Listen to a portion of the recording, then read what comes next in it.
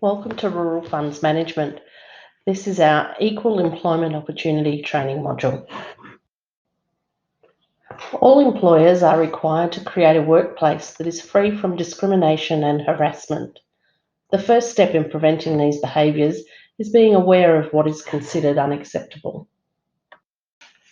Workplace discrimination can occur when recruiting and selecting staff, when determining terms, conditions and benefits offered as part of employment, when determining who receives training and what sort of training is offered, and when determining who is considered and selected for transfer, promotion, retrenchment, or dismissal.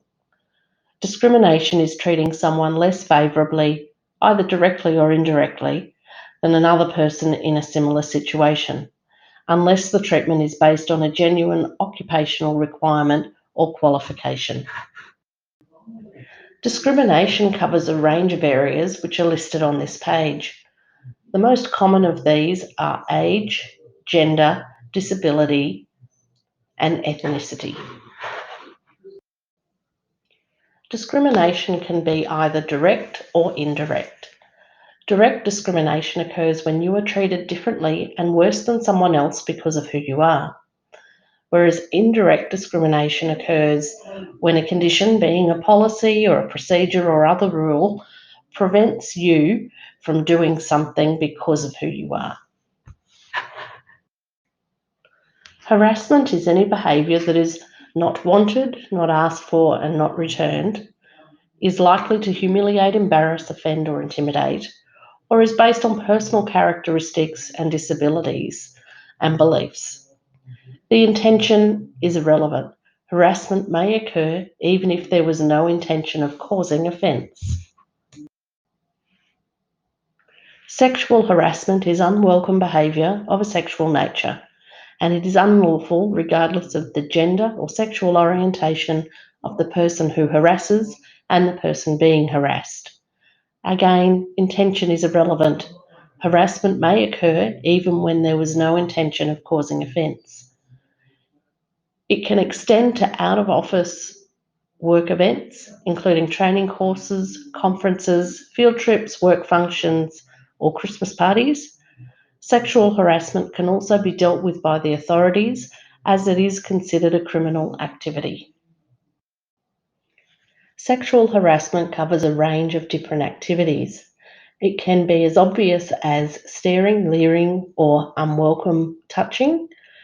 It can include suggestive comments or jokes, sexually explicit pictures or posters in the workplace. It can include unwanted invitations to go out on dates or requests for sex. It can include intrusive questions about a person's private life or body, or being unnecessarily familiar, such as deliberately brushing up against a person. Insults or taunts based on sex, sexually explicit physical contact, and sexually explicit emails or text messages are included as harassing activities. Bullying is a form of harassment and is the repeated, less favourable treatment of a person by another or others in the workplace, which may be considered unreasonable or inappropriate workplace practice. It includes behaviour that intimidates, offends, degrades, or humiliates a worker. Bullying behaviour can range from the very obvious verbal and physical assault to very subtle psychological abuse, and it may include physical or verbal abuse, excluding or isolating employees, psychological harassment or intimidation, and assigning meaningless tasks unrelated to the job.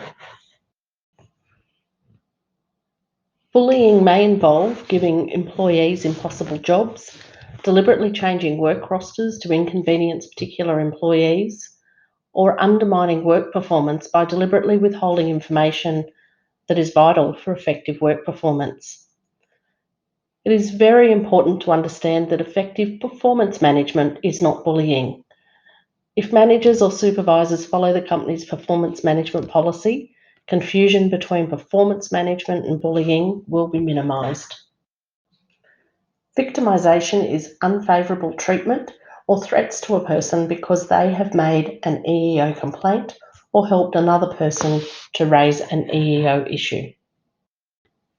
Every employee must take responsibility for their behaviour.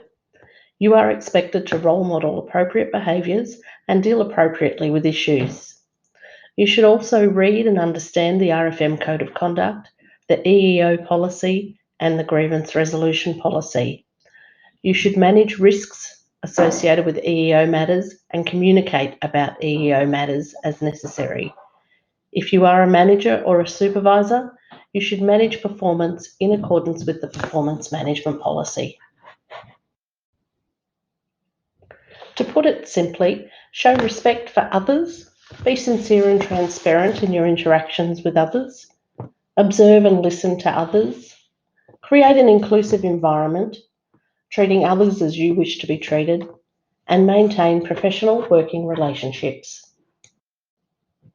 If you experience unacceptable behaviour in the workplace, firstly, talk to the person responsible. If that doesn't resolve the issue, then talk to your manager. If you still haven't resolved the issue, you can get advice from Human Resources, or you can lodge a complaint internally in accordance with the grievance resolution policy. Thank you for completing this training module.